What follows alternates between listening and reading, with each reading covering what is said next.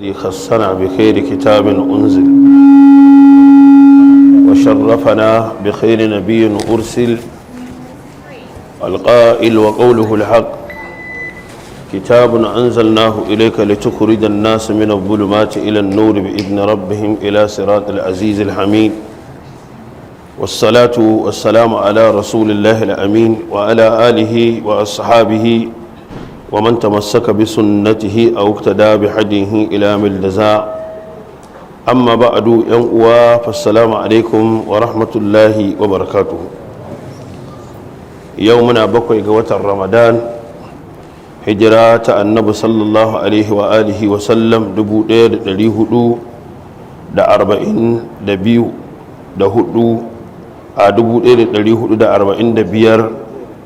wanda ya daidai da 17 ga watan uku shekara 2024 inda muke gabatar da tafsirin alkur'ani a wannan masallaci na tunawa da shehin malami malam muhammad baba gusau. Allah ya ji kansa, Allah ya masa rahama. A wannan unguwa ta barakallahu bayan gidan bandinawa a cikin wannan gari na gusau a cikin wannan jiha ta zamfara inda muke gabatar da tafsirin alkur'ani wanda muna roƙon Allah ta'ala ya sa alkur'ani ya zama sababin tsira gare mu duniya da lahira. Abinda aka ce min Allah ka ba mu ikon yi na bari kuma Allah subhanahu wa ta'ala ya ba mu ikon bari. Abinda aka ambata na rahama a ciki Allah ka haɗa mu da shi, na azaba Allah ka tsare mu da shi. Kafin mu shiga cikin karatu yanzu nan nake samun labarin cewa Sheikh Sirajo Rabi'a Allah subhanahu wa ta'ala ya masa rasuwa a waccan shekarar da ta wuce, ba wannan ba, da ni da su malam Naziru su malam Anas mun ji har gida mun duba shi ba shi da lafiya. Sako da muka je ba wannan shekarar da ta wuce ba, ina nufin ba bara ba, waccan shekarar ko da muka je muka duba shi ya faɗa mana cewa magana ma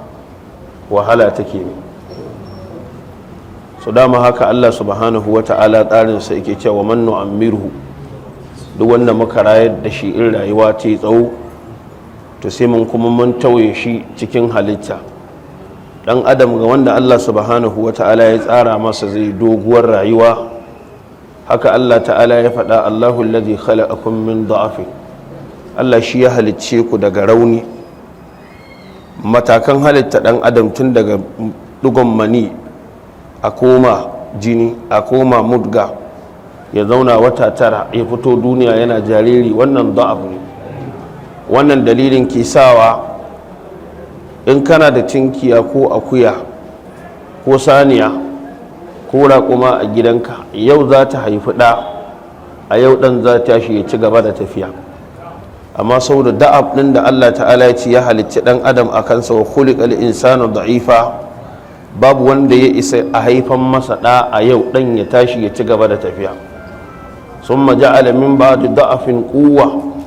bayan wannan raunin ne Allah yake sa ma ɗan adam ƙarfi. Summa ja'ala min ba'di quwwatin da'afan wa shayba, sannan bayan wannan ƙarfin sai raunin isa ke biyo baya, sai kuma wato furfura sai ta biyo baya. Shi yasa Allah ya ce ya khluqu ma yasha'u wa huwa al-alimul qadir. To waɗannan sune matakai na rayuwar dan adam. To wannan matakin na da'af din ba kuwa Allah ke bashi dama ba, dan dama wa minkum man yutawaffa wa minkum man yuraddu ila ardhil umuri likai la ya'lamu min ba'di ilmin shay'a.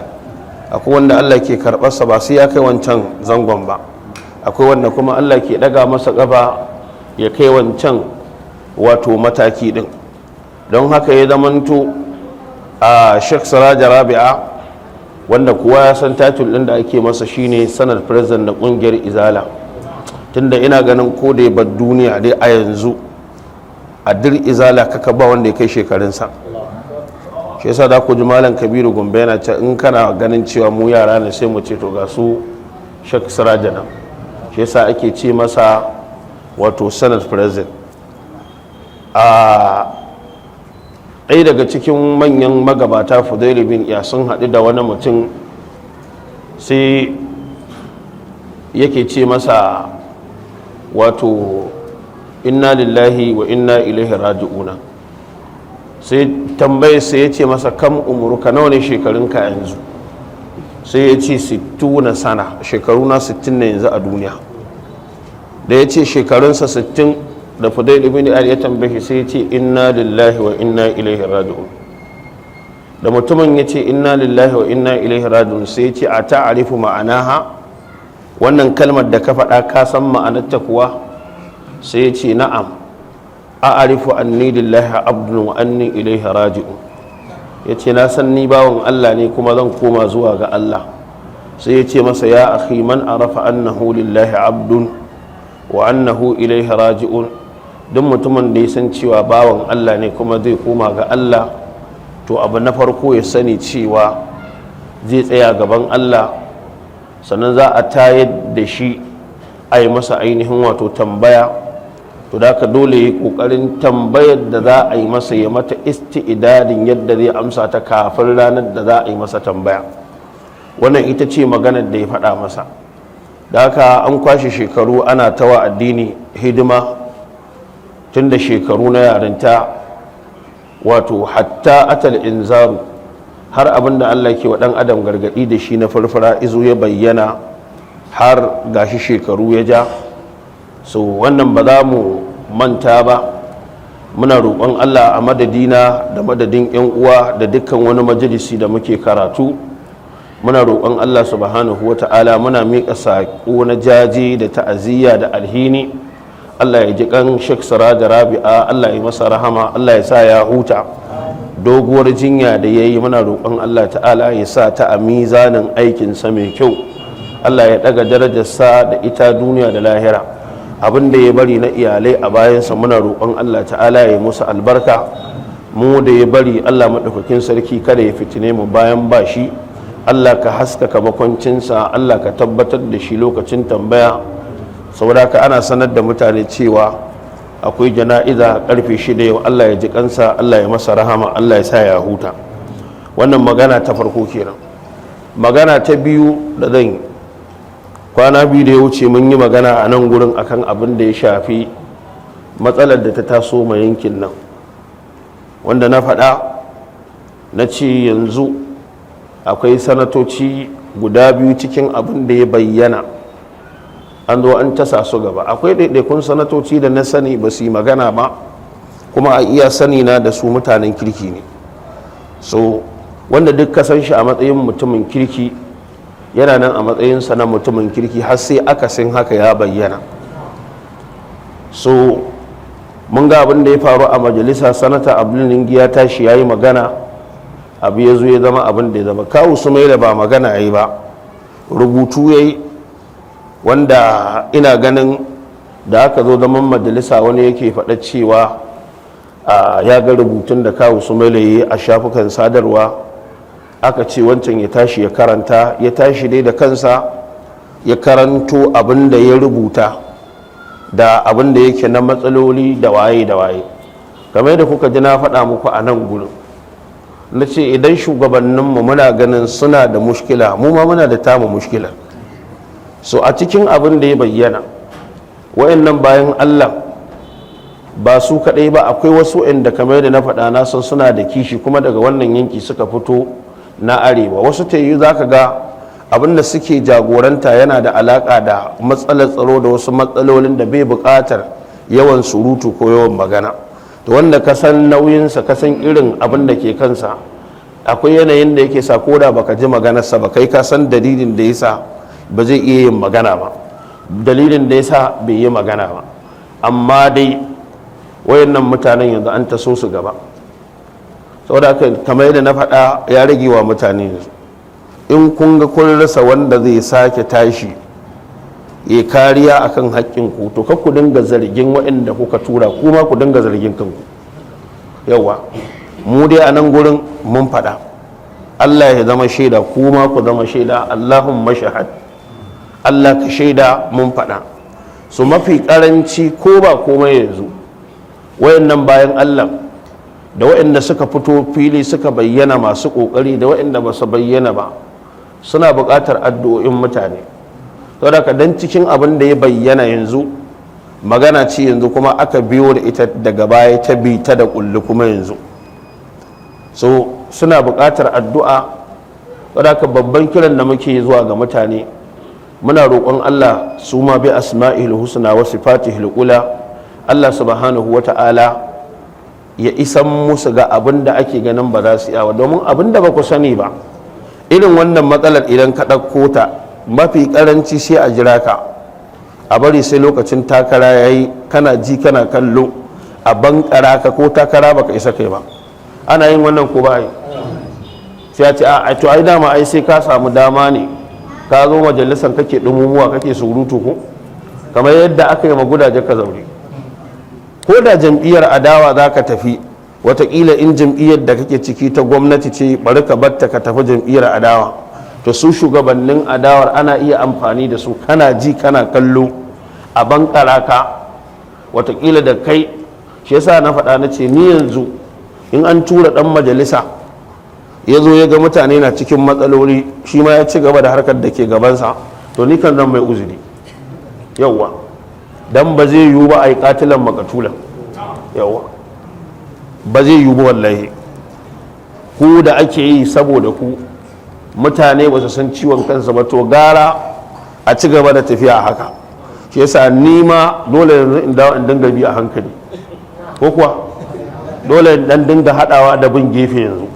A to maganan arewa ba sai ka dawo kai ma sai ka ba hankali ba. Yasa ba mamaki wata shekara hudun ka gana ya wani wajen nima, don dole sai ka duba maslaha, don ba zai yiwu ba ka zo al'ummar da kake cikinta kai kana neman ka kashe kanka saboda ita kuma ba ta kai take yi ba. Kaga dole ka fara duba makanka ina ne maslaha. Saboda haka ba mamaki watakila shekara hudu ba maslahar ka zan fara kallo ba, tawa zan fara kallo da ta da'awar da nake, abin da zai fitar da ni shi zan yi yawa. Surutu kuma ya rage naka, wannan matsalar ka ce, dan ni ba yaran ka bane, ba halitta na kai ba ajiye na kai ba, shikenan kawai. Amma ba zai yiwu a zo ana abu saboda mutane, kaga kaman mutum kaman ya mutu iri ana ji ana kallo, aka ɗauko gudaje ka zaure aka bankara shi. Hatta yankunan da yake shugabanta fa, da aka ce an bankara shi an kayar da shi ta fuskar zaɓe, da Allah ko mutanen da yake shugabanta kaji an yi wani abu, shiru kake ji kamar mushriki ya ci shirwa ya sha ruwa ya share bakinsa ya shiru, kowa ya ci gaba da harkar da ke gabansa, shikenan. Daga nan magana ta wuce. Su wa'annan bayan Allah a iya abin da ya bayyana da ire-irensu sun yi abin da za su iya yi. Mu dai daga nan muna bin su da addu'a, Allah ya tsare su, ya tsare musu mutuncinsu, ya kuma tsajiri musu kujerunsu, don dama ai komai a hannun Allah yake. Sau da yawa wasu za su shirya cewa sai mun yi mu wane kaza, sai mun ga yadda wane zai kaza, amma suna su shirin suna yi daban, shi kuma Allah dama tuna ababansa a tsare suke ya gama tsara. Da kuma tun da kai ba Allah ba ne, in ka tsara ka ce za ka yi wani abu, ai sai Allah ya ga dama sannan ake ko. To duk abin da za a shirya in dai na makirci ne a kansu da ire-irensu, Allah ya wargaza abu. Wadda haka mu mun rufe wannan chapter mun tsaya iya nan, mun ja birki daga nan kenan. Magana ta gaba sai maganar abin da ya shafi Profesa Isa Ali Fantami. Bara a nan gurin, wanda kafin a kai ga sauka ga baki ɗaya na yi magana, na ce ko babu komai mu a matsayinmu na masu addini, Profesa Isa Ali Fantami da ya yi minista ya sauka, da har yanzu din Najeriya babu mai tuhumarsa da cewa ya saci kuɗin mutane, ko akwai? Ɗaya kenan. Na biyu, a ɓangaren da aka ba shi aiki babu mai tuhumar Profesa Isa Ali Fantami da gajiyawa, ya kasa a wannan ɓangaren, ko akwai? To na faɗa muku babban haushin da wasu ke ji, suna ganin kana malamin addini don mai a harkar duniya, tunda dai ai 'yan boko sun yadda da cewa idan aka zo lamarin boko da gaskiya san boko, kuma dole ka yadda cewa Allah yana falalarsa ga wanda ya ga dama. Wa rabbuka yakhluqu ma yasha'u wa yakta ma kana lahum al-khiyara. Sun yadda in dai gidan bokon aka zo duk yadda kake jin kanka, in ya shiga gaba dole sai dai ka biyo bayansa. To ababe ne guda uku, don mai Allah zai bashi Qur'ani da fahimtar addini, a zo gidan bokon ya shiga gaban wasu, sannan a zo ta fuskar rufin asiri a duniya ya shiga gaban wasu. Kun san abin da ake so kullum in kana malami to ka jira a samu a yamma, ba ka samu ka bayar ba. Tsakaninku da Allah ba haka ake so ba. Saboda haka wani bakin ciki yake yi, ji yake kaman ya mutu ya tafi lahira, qul mutu bi ghaizikum. Kana malamin addini dan me Allah zai rufa ma asiri irin wannan, a ce ga ka da Qur'ani, ga ka da bokon, sannan ga ka da rufin asirin da baka jiran ya taimaka ma, sai dai kai kana iya taimakon shi. To tun daga nan shikenan sai kaga al'amura sun taso. Yanzu shekara ɗaya da wajen naɗi yanzu, inda yanzu a ce kafin a fita daga masallacin nan a ce kujerar da Malam Isa Alfantami ya bari duk wanda zai fita sai ya faɗi waye shugabanta sunansa, ba mai fita ko kaga har da kai da kake dan jarida ma kenan ba wani kaga amma da Allah ku duba ku gani wani lokaci har da malaman addini irin farmake-farmaken da aka dinga kai ma Isa Alfantami, saboda kawai ku duba ku gani lokacin fa hari za a kai fa, sai kawai awo ga ina Fantami, la ilaha illallah, yadda ka san shine ministan tsaro ko wani NSA ko wani kaza ko kana wai an kai hari wai ina Fantami. To yanzu da aka ba wani kujerar masu yin surutu a da, dan Allah yanzu a Najeriya da arewa kun ji ana magana. Shi yasa na faɗa muku na ce muku mu kanmu muna da tamu mushkilar. Ya faɗi irin ci gaban da ya kawo, abinda aka saba tarawa a gwamnati na rabenu da haraji a ƙarƙashin wannan ma'aikatar da ya zo sai da ya ninka shi ya kai kusan ninki 6. Sannan yanzu masana sun fitar da bincike cewa lallai ya iya, kuma an ba da sakamako ce a dukkan wanda aka yi aiki da su a bayi shine mutum lamba ta 1. Dan Allah wannan in kana da addini bai kamata ya faranta maka rai ba. To wani wayannan ne ba sa so, dan me za a zo a faɗa. To yanzu ana cikin wannan yana da foundation, ta ƙarƙashin wannan foundation ɗin ya jagoranci aka rabawa bayan Allah abinci a wannan Ramadan ɗin don a taimake su da buhun shinkafa ya kai 2,500, da buhun siga ya kai 3,000, 300, buhun siga 300. Sannan da aka gama bayan wannan kasan na farko ya sake dawowa ya sake cire buhu 1,000 ya ce a raba wannan sadakatu jariya zuwa ga iyayensa uwa da uba da suka rasu. Idan ka hada buhun shinkafa kenan ya raba buhun shinkafa ya kai 3,500, sannan da buhun siga 300.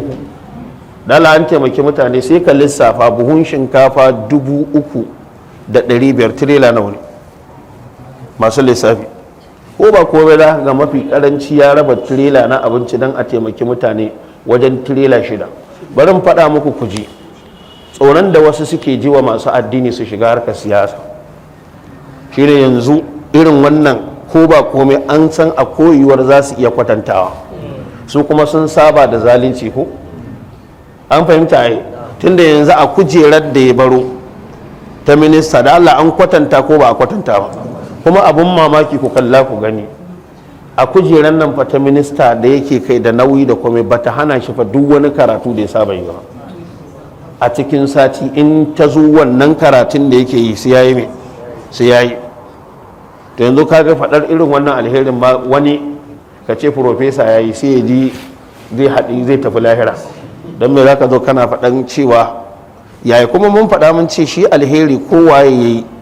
aka taimaki mutane alheri ne, ba wai sai kai an maka ba yake alheri. Saboda haka wannan abin da profesa shehin malami a barka sai ta Allah ta yi da ya yi na taimakon bayan Allah, muna roƙon Allah subhanahu wa ta'ala ya saka masa da alkhairi. In ba Najeriya ba da ba a muhimmanta abubuwa irin su profesa Isa Alfantami, wato babban jari ne ga ƙasar da in gwamnati ta zo ba ta kallon cewa an yi su ko ba a yi su ba, ana kallon amfaninsu ne ga ƙasa da ci gaban da za su kawo ƙasa. Amma ku duba ku gani abin da ya faru. Saboda haka muna roƙon Allah shehun malami Allah subhanahu wa ta'ala ya saka masa da alkhairi. Saboda haka duk wanda ya ako wanda sun yi, za mu zo nan za mu faɗa mu ce wani ma yayi Allah ya saka masa da alheri, wani ma yayi Allah ya saka masa da alheri. Yanzu akwai wani sanata dan Sokoto, sanata Ibrahim Lamida ne ko,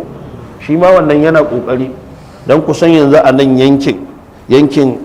Sokoto ban san wani mutum da yake amfani da dukiyarsa ba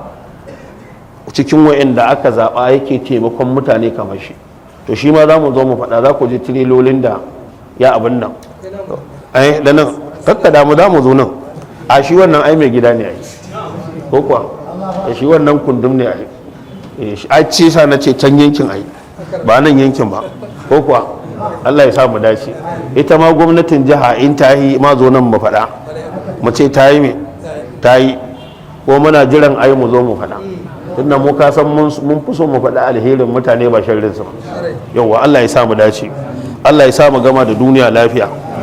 Jiya mun fara ba mu kai ƙarshen ba, ya ayyuhar rasulu balligh ma unzila ilayk, aran ma haka zaka hakuri sake karanto ayan nan mu je. أعوذ بالله من الشيطان الرجيم بسم الله الرحمن الرحيم يا أيها الرسول بلغ ما أنزل إليك من ربك وإن لم تفعل فما بلغت رسالته والله يعصمك من الناس إن الله لا يهدي القوم الكافرين. Allah ta'ala ya ce ya ayyuhar rasulu ya kai wannan dan saƙo ballik ka isar da ma unzila ilayka duk abin da aka saukar zuwa gare ka min rabbika daga wajen ubangijinka. Wa in lam tafa'al in baka aikata haka ba fa ma ballagta risalatahu baka isar da manzancin Allah subhanahu wa ta'ala ba. Al-allamatu shanqiti a cikin adwa'ul bayan fi idahil qur'an bil qur'an da ya kawo wannan ayin sai ce amara ta'ala fi hadhihi al-ayati nabiyahu, a cikin wannan ayar Allah ya umarci annabinsa sallallahu alaihi wa sallama bi tablighi ma unzila ilayhi, da isar da saƙon da aka saukar masa. Wa shahida lahu bil imtithali, da Allah ya ce ballik annabi ya isar, shin Allah da kansa kuma ya wa annabi shaida cewa annabi ya isar ko annabi bai isar ba? Sai ya ce to ayoyi wa shahida lahu bil imtithali fi ayatin muta'addida, Allah da kansa ya shaida a cikin ayoyi da yawa cewa manzon Allah sallallahu alaihi wa alihi wa sallama ya isar da saƙon Allah. Tunda ai a cikin wannan suran ne da muka karanto a farko Allah ya ce al-yawma akmaltu lakum, ai abu ba za a ce an cika shi ba sai in ka isar da shi yadda aka ce ka isar sannan yake zama cikakki. Sannan a cikin wannan suran ne a za mu ga cewa Allah ya tabbatar da cewa annabi ya isar da saƙon Allah, da faɗin Allah ta'ala wa ma alar rasuli illa al-balagul mubin, da faɗin Allah ta'ala cewa fatawalla anhum fama anta bimalum. Sai ya ce walau kana yumkin an yaktuma shay'an, da zai yi wa annabi ya ɓoye wani abu lakatama qawluhu ta'ala, da ya ɓoye faɗin Allah ta'ala wa tukfi fi nafsika ma Allahu mubdihi wa taksha an-nas, isa zaidu da muka kawo jiya. Sai ya ce faman za'ama annahu sallallahu alaihi wa sallama katama harfan, duk mutumin da ya faɗa ya ce annabi ya ɓoye wani harafi mimma unzila alaihi cikin abin da aka saukar masa, to faqad a'azama al-firya ala Allah wa ala rasulihi, to yayi ƙarya babba ga Allah sannan yayi ƙarya babba ga manzon Allah sallallahu alaihi wa sallama. Shi yasa zamu ga cewa matsala ce guda biyu, ka yi ma Allah ƙarya bai aiko ka baka ci ya aiko ka, ko ya turo wani kuma ka miƙe ka ce ƙarya yake. A cikin suratu Yunus Allah cewa wa idza tutla alaihim ayatuna bayyinatin qala عليهم آياتنا بينات قالوا ما هذا إلا قال الذين لا يرجون لقاءنا قال الذين لا يرجون لقاءنا ائت بقرآن غير هذا أو بدل قل ما يكون لي أن أبدله من تلقاء نفسي إن أتبع إلا ما يوحى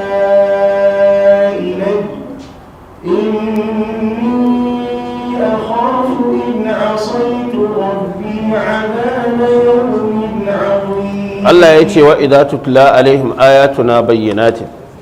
idan manzon Allah ya zo yana karanta musu ayoyin Allah bayyanannu qala alladhina la yarjuna liqa'ana Allah ya ce waɗanda ba sa jin tsoron haɗuwa da mu ba sa ƙaunar abin da ke gurin mu na rahama sukan kalli annabi su ce masa iti bi qur'anin ghairi hada aw baddilu in kana so mu bi ka zo da wani qur'anin wanda ba wannan ba ko kuma wannan a dan masa kwaskwarima a rage wani abu a ƙara wani abu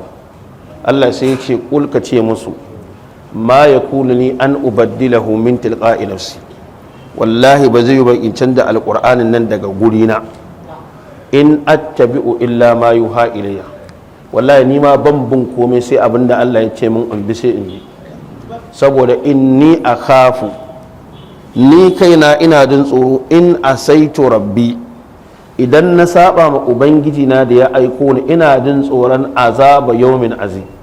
azabar akwai wani wuni babba ina jin tsoron wannan shi yasa ba zai yi ban iya canza Allah ya ce qul law sha Allahu ma talawtuhu قل لو شاء الله ما تلوته عليكم ولا أدراكم به فقد لبثت فيكم عمرا من قبله أفلا تعقلون Allah ya ce kulka ce musu law sha Allahu da Allah bai ga dama ba ma talawtuhu alaikum da ban zo na karanta muku wannan Qur'anin ba wala adarakum bi da ban sanar da ku littafin ba yace faqad labistu fikum umran min qabl ai na zauna cikin ku shekara 40 lokacin da Allah bai ce in tashi in karanta muku Qur'anin nan ba in sanar da ku abinda Qur'anin ya kunsa ai ba miƙe cikin ku ba na ce Allah ne aiko ni sai yace afala taqilu yanzu ba za ku yi hankali ma da wannan ne wasu suka dogara cewa mutumin da aka rayu da shi shekara 40 ba a taɓa kama shi da ƙarya da cin amana ba da zamba da yaudara da ha'inci da saba alƙawari anya zai yi a hankalci ya miƙe kuma ya rasa wanda zai maƙarya sai Allah abu ne da ya saba ma hankali to shi yasa Allah da ya faɗi wannan sai ya ce fa man ablama mimman iftara ومن أظلم ممن افترى على الله كذبا أو كذب بآياته إنه لا يفلح الظالمون Allah ya ce to fa man ablama mimman iftara ala Allah kadhiban waye mafi zalunci ba mafi zalunci irin wanda zai kirkiri ƙarya ya jingina wa Allah Allah bai ci ba ya ce Allah ya ce au kadzaba bi ayati ko Allah ya turo dan sako mai gaskiya lamba ta ɗaya kai kuma ka miƙe ka ce ƙarya yake matsala biyu ya turo dan sako daga gurin shi ka ce ƙarya yake matsala biyu Allah bai aiko ka ba ka miƙe kuma ka ce ya aiko ka shine matsala shi yasa Allah ya hada su ga baki ɗaya ce innahu la yuflihul mujrimun dukkan wanda yake mujrimi ne ba zai samu babban rabuwa al-Imam Muslim ya kawo cikin littafinsa wanda ɗazu na yi karatu takaitacce da rana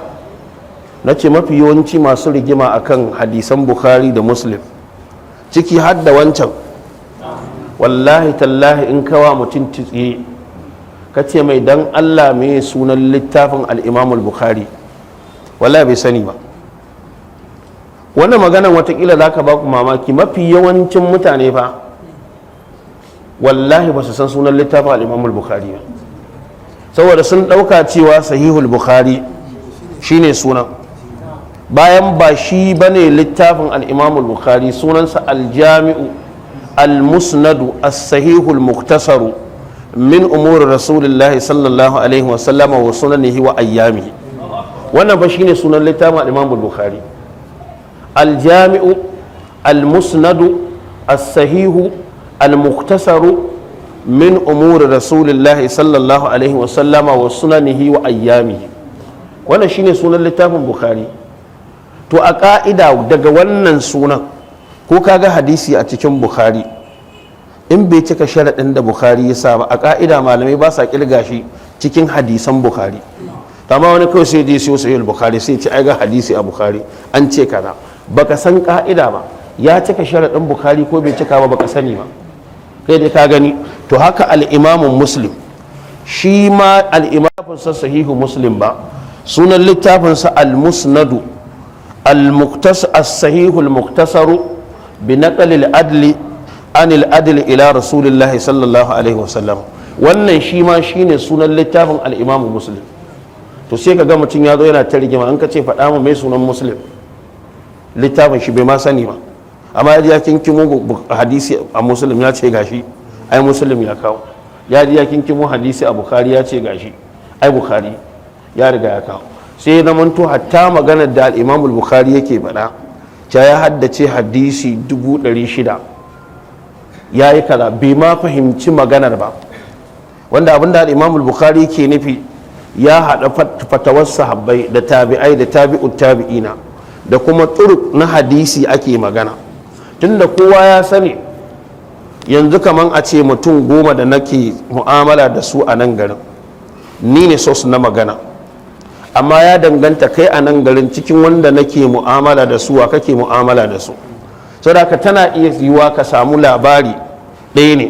amma wani ta hanyar malam ana zai ji abin da na faɗa, wani ta hanyar malam kamaluku, wani ta hanyar malam nazifi, wani ta hanyar kaza. kaga wannan hanyoyin da kowa ya samu sakon hanyar daban kuma hadisin wa,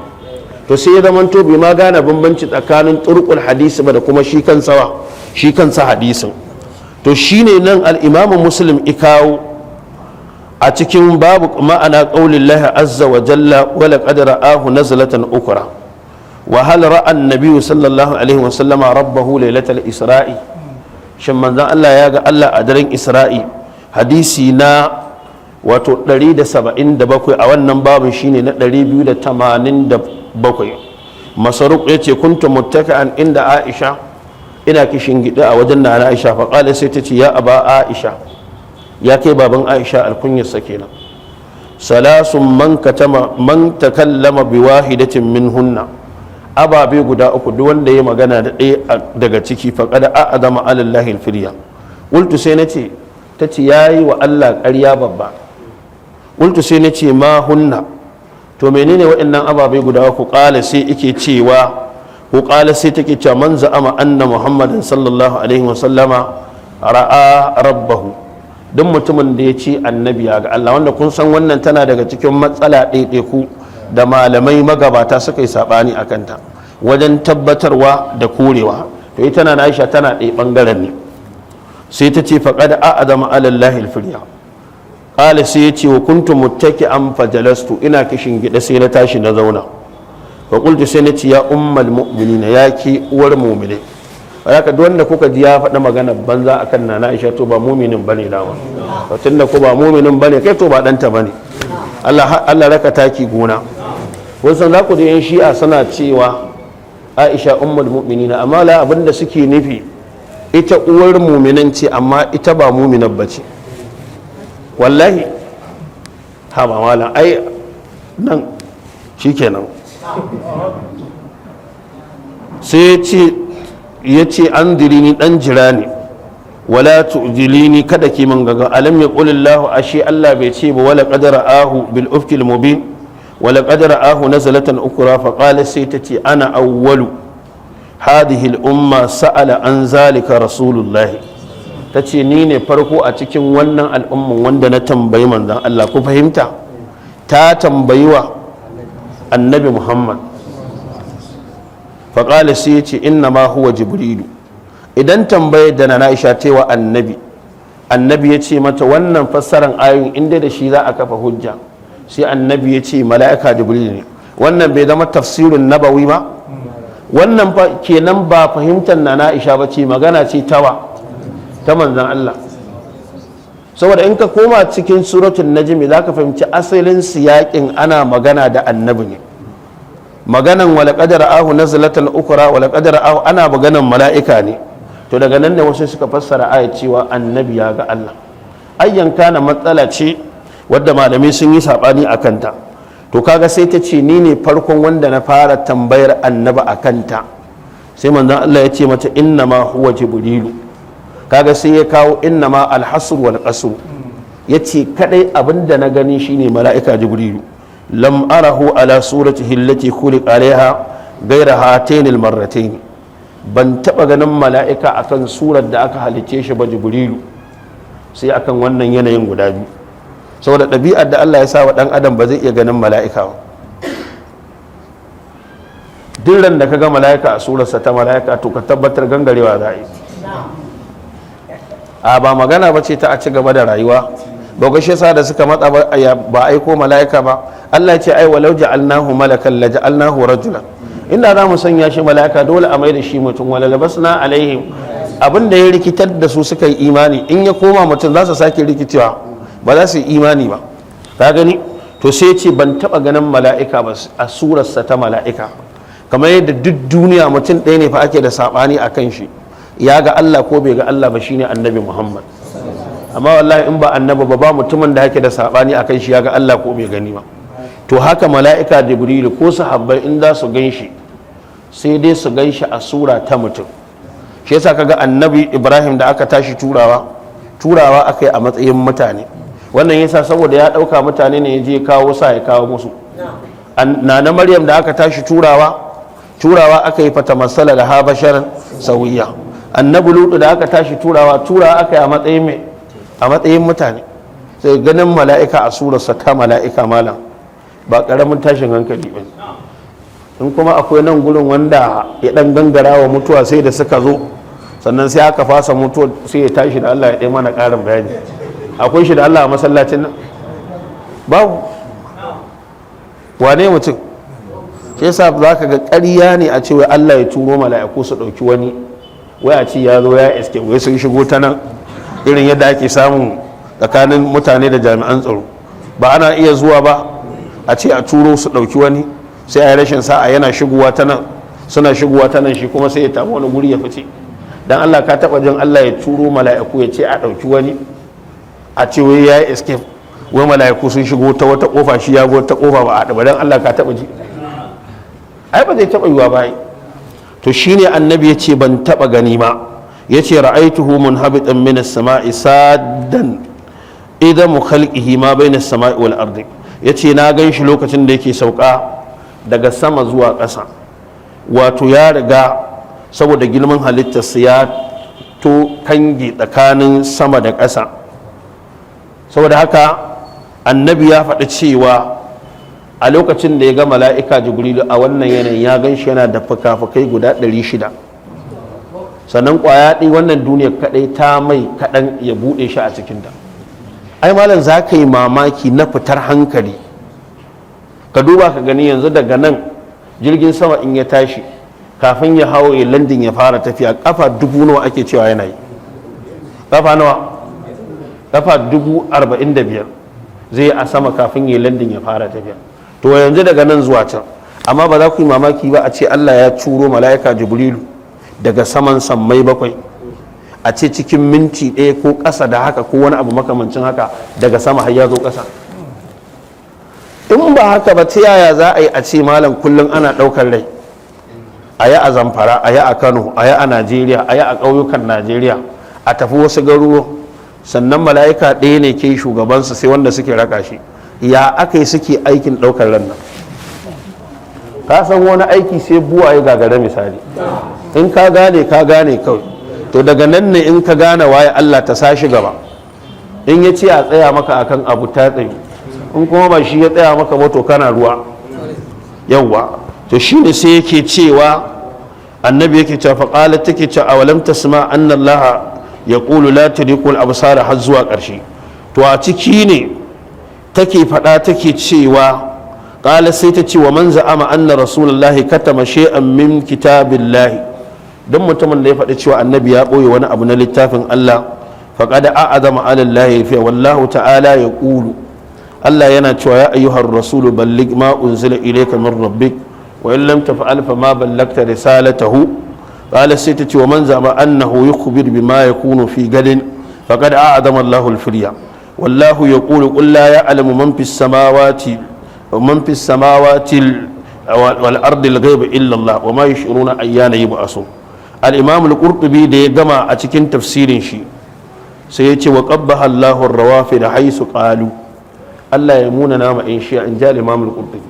wannan da yake ƙaryan malikancin to ga abinda malikawa ke faɗa, yace innahu sallallahu alaihi qalu sun ce innahu katama shay'an mimma uhiya ilayhi kana bin nasi hajjatun ilaihi, sun ce wai annabi ya ɓoye wani abu wanda al'umma tana bukata a faɗa mata sai annabi bai faɗa ba. sai ya ce wallahu ya asimuka minan nasi dalilun ala nubuwwatihi li anna Allah azza wa jalla akhbara annahu ma'sum. Allah ya bada labari cewa manzon Allah ma'sumi ne, ma'ana wanda aka tsare shi. wa man damina subhanahu al-isma lahu al-isma, wanda Allah ya amince masa cewa yana da kariya, fala yajuzu an yakuna qad taraka shay'an mimma amarahu Allah bihi,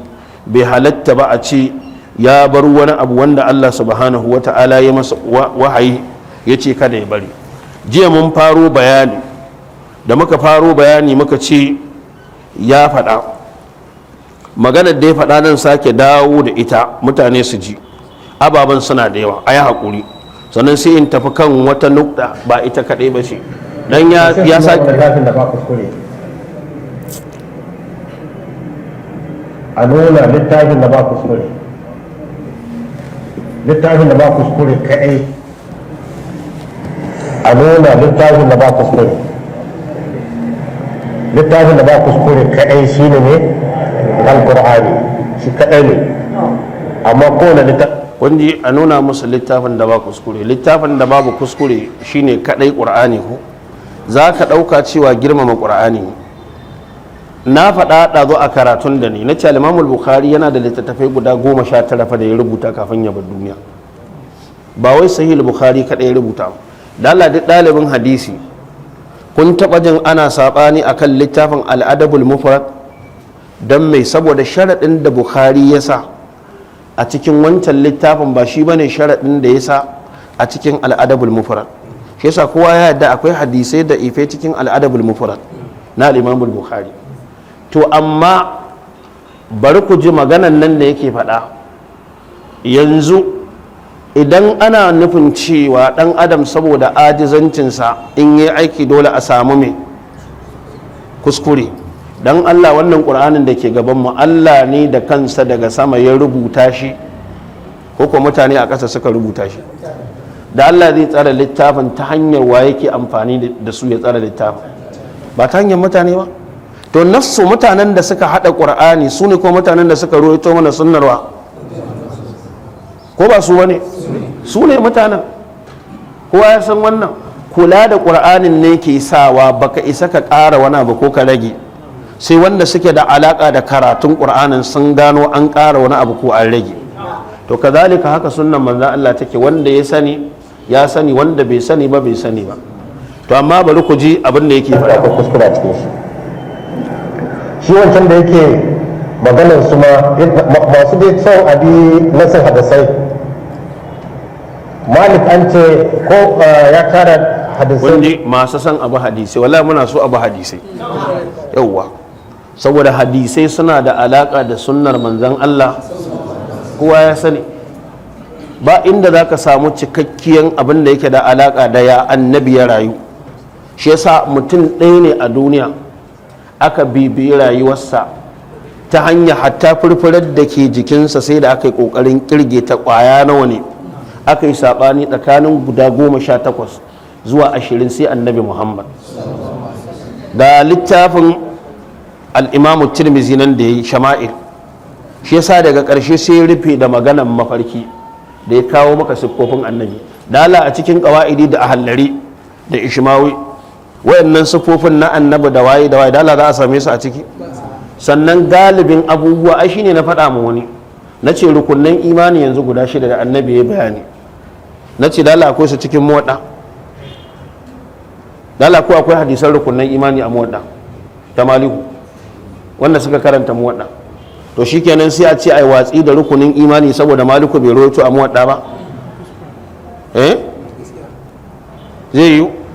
magazi yaƙe-yaƙen manzan Allah da wasu abubuwa da yawa na addini sai a ce shikenan da abinda Maliku bai rawaito ba a yi watsi da shi. to amma bari ku ji, to kuma nan gurin kun ga sai ya ce wai Maliku an ce ya wanda yake maganar su masu dai son abi nasin hadisai, Malik an ce ko ya tara hadisai 500,000. kun ga Malik an ce, to wanda ya ce din Malik ya ce, to muna buƙatar mu san kowaye ya ce Malik ya ce. dan mu auna maganar shi a addini ya ma isa yi magana addini ko bai isa ba amma baka zuwa ka ce kawai Malik an ce ya ce ita kanta wannan magana tana da matsala don siga ce ta rashin lafiya to waye ya ce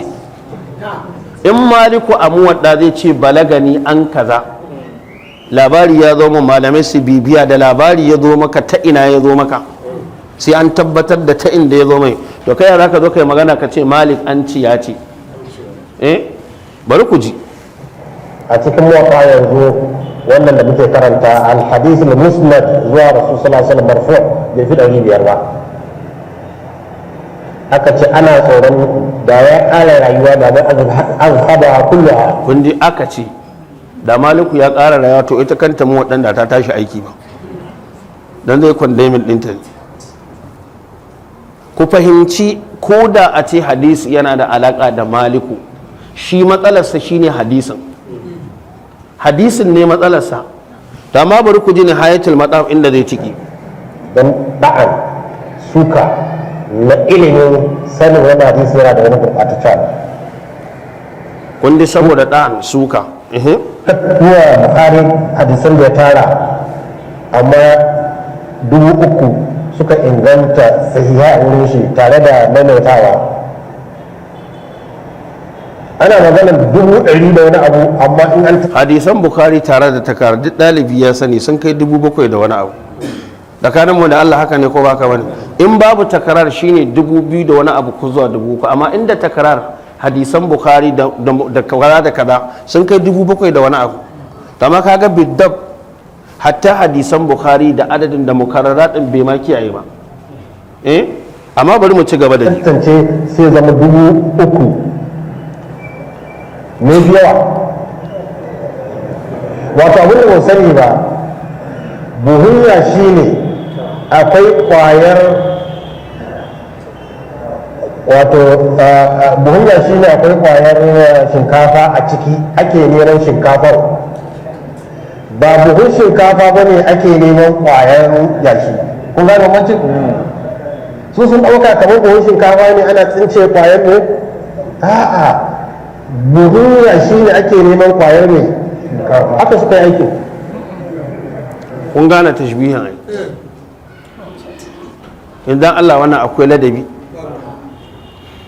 ma'ana kuma zai fito za ku ji zai faɗa da bakinsa bari kun bumbar shi ya faɗa ku ne ƙaryar ta fi yawa ƙaryar da kun ga ya fito da magana abin da ya bani mamaki karatun da na yi jiya zan datse iya gurin ya ce ba a sahaha a da'afa amma kun san shi yana ingantawa sai ya ɗauki hadisi a Bukhari sai ya bi rijalis sanad din sai ya kalli maganganun da wasu malaman hadisi ke sai ya gama sai ce to wannan hadisin bai inganta ba yana yi al'allamatul albani da duk duniya ta yadda da cewa allama ne cikin ilimin hadisi ya ce bai isa ya sahaha ya da'afa ba mu da anan kanmu mun yadda cewa ba shi da nasibi a ilimin hadisin nan amma shi yana sahaha ya mai ya da'afa bari ku yawa kuma hadisi ko ya zama sahihi akwai kuma muttarin akwai maqlub akwai sha'ad ne sha'ad hadisi ne sahihi fiqa ya rawaito shi ko mai lashi lafiya lau ne matsalar shi yukhalifu man huwa awfaqa minhu hadisi yana saba ma wa'anda ko suka fi shi inganci sai a ce wannan sha'ad ne a bashi kaga a ka'ida idan an samu wannan hadisi shaz ne dala ana yin jami'i ko ba'i da ya fahimci ka'ida mu tafi hadisi daya akwai hadisai guda biyu annabi ya ce idan a titi musalata in za ku tafi sallah fa alaikum bis sakina ku tafi amin a natsi sai ya ce wa ma adaraktum wa ma fatakum fa atimmu yanzu idan na taho masallaci asalin kun ga kenan idan za a taho masallaci ko da ka ji an tada sallah ba a bukatar kai gudu ko saboda a natsa ake so ka zo masallaci haka ne kakka damu da wai sallah za ta kubuce maka ko zaman tahiya ka samu na ƙarshe tashi ci ko sauran kabu umarnin annabi saboda ba a so ka zo a tsiyace ka yi ruku har a gama sallah kana haki to sai annabi ya ce wa ma adraktum fasallu wa ma fatakum fa atimmu to yanzu idan na samu liman a sallar isha'i yayi raka'a biyu saura nawa biyu idan itimami zan yi cikawa zan yi ya zan yi an fahimci matsala tunda yanzu cikawa zan yi na samu raka'a biyu da liman saura raka'a nawa biyu to in itimami zan yi raka'a biyun da na samu da liman yanzu su ne raka'a biyu na farko haka ne raka'a biyun ƙarshe yanzu da zan kawo a ƙa'ida yanzu zan kawo fatiha da sura ko zan kawo fatiha ne a asirce kaga fatiha asirce ko to a nan ƙasar mafi yawanci idan mutane sallah ta kubuce musu itimami suke yi ko ƙada'i suke ƙada'i ake saboda wanda ya rasa sallah raka'a biyu tare da liman ta isha'i ya zo ya an sallame biyun tare da shi ya tashi ya kawo fatiha da sura ƙada'i ba itimami ba to sai maliku ya ruwaito a cikin muwadda cewa idan atitumus salata kaza fa alaikum bis sakina wa ma adraktum fasallu wa ma fatakum faqdu to wannan ma'anar wasu suka dauka na faqdu to yanzu maliku sika ne akwai kuma waɗanda suke siqatu da yawa sai ya ruwaito hadisan da ya saba ma lafazin su yanzu wannan zai yi ai jam'i ko ba za a yi ba malamai suka ce zai shine laqazin faqdu anan a dauke shi da ma'anan fa'atimmu domin alƙada'u da ma'anar ramuwa bai taɓa zuwa cikin alƙur'ani da sunna da wannan ma'anar ba ina fata an fahimta yanzu an yi jam'i ko ba a yi ba an yi wannan shine ƙa'ida to bari mu ji zuwa ƙarshe nasu saboda haka in kana tsoron fitina ne ai cikin babbar fitina ka faɗa har gara wannan su irin su al'adari manya-manyan malamai manya-manya wanda larabci ba koyon shi suke yi ba a nonon uwayensu suke sha yanzu kun fahimci maganar da ya ce ba littafin da ba sa kuskure yana nufin littattafan hadisi ne suke da matsala littattafan fiqh ba su dawa in dai dan adam ne ke rubutawa ke sa a samu kuskure to dole su ma in aka rubuta sai an samu kuskure dalilin da zai sa ba za a samu kuskure a can ba shine dalilin da zai sa ba za a samu kuskure a wani guri ba shi qawaidi fa har yanzu ba wanda ya san wanda ya yi shi ba akdari mun faɗa mun ce abdurrahman al-akdari sai da aka yi shekara 920 a duniya ana bauta ma Allah sannan ka haife shi tambaya iyayen manu abdurrahman al-akdari me suka bauta ma Allah da shi kafin su haife shi shi kansa littafin wa ya karanta ya gane addini har ya rubuta wannan ya nuna maka cewa ko da littafinsa ko ba littafinsa za a addini kuma Allah ya karba in ba haka ba sai ka rushe addinin wasu in dai ka ce shine mujarradin littafin da za a addini da shi abota ma Allah bari mu je a gurguje sannan lokacin su babu dala babu kudin campaign to sai su na littafin da ba kuskure lokacin Buhari wace jam'iyya ya da haza ba shi kudin campaign ko kuwa wace jam'iyya ya to shine jiya na so in faɗa a gurguje na ce al'imamul bukhari ya baggarinsu na bukhara a ƙasa tsakanin tafiya hawa jaki da raƙumi da doki da tafiya a ƙasa da ya baggarinsu na bukhara zuwa garin balagh ya yi tafiyar kusan kilomita 600 a ƙasa ya bar garin balagh zuwa maru ya yi tafiya kusan kilomita 140 daga nan ya wuce rai ya yi tafiyar kusan kilomita 700 da kusan 60 daga nan ya wuce wasi ya yi tafiya kusan kilomita 995 daga nan ya wuce zuwa basara ya yi tafiyar kilomita 365 daga basara ya wuto kufa ya yi tafiyar kilomita wajen 390 daga nan ya wuto bagadaza ya yi tafiyar kilomita wajen 164 daga nan ya wuto madinar annabi muhammad daga bagadaza zuwa madina kusan kilomita tafiya 1530 fa daga nan ya wuto zuwa makka kusan kilomita 400 da wajen 30 daga nan ya fita daga makka ya shiga jidda kusan kilomita 70 daga nan ya wuce zuwa wani guri da ake ce masa idda kusa da teku kilomita 130 daga nan ya wuce ya shiga fustar kilomita 1080 daga nan ya wuce ya shiga asqalan kilomita wajen 500 daga nan ya wuce ya shiga kaisaran kilomita 118 ya wuce ya shiga Damascus Syria kusan kilomita 400 yayi daga nan ya sake ɗauko hanya ya dawo Bagadaza kilomita wajen 915. jama'a al-Imam al-Bukhari ko aure fa bai ba dan ya hidimta wa sunnar annabi. na rantse da Allah wahalar da al-Imam al-Bukhari ya sha dan hidimta wa addini, Maliku bai sha wannan wahalar ba. Maliku yayi karatu a Madina, al-Imam al-Bukhari ya zo Madina ya yi koyi karatu a nan, daga nan ya fita cikin ta ya tafi Makka. wai yanzu wanda ya hidimta ma sunnar annabi irin wannan hidimar da ko aure bai samu yaya ba. Dalibin mu kowa ya aure ya auri matarsa ya zauna ya ji daɗi yadda ya kamata. Kai ka san ko a mota a yanzu mutum ya wannan tafiyar ka san ya tafi ko ballantana a jaki da raƙumi da tafiyar ƙasa. shi yasa ba abinda za mu yi ma Imam Bukhari sai dai addu'a. to shi yasa duk wani makiyin Allah sai kaga abinda zai bari ya kai farmaki ga littafin al-Imam Bukhari. to yayi wasu maganganun yau lokaci ne bai bara ba, gobe ma a sake haduwa za mu hada nan insha Allah. mau'idukum yawmaz zina. Allah ta'ala ya ji kan malaman hadisi da suka yi wa sunnar annabi wannan hidimar. Allah ya ji kan al-Imam al-Bukhari, Allah ya masa rahama, Allah ya sa ya huta. abinda muka faɗa daidai Allah ka ba mu lada, wanda muka yi kuskure Allah ka yafe mana. wa bi hadal qadri kifaya wa subhanaka allahumma wa bihamdik ashhadu an la ilaha illa anta astaghfiruka wa atubu ilaik. assalamu alaikum wa rahmatullahi wa barakatuh.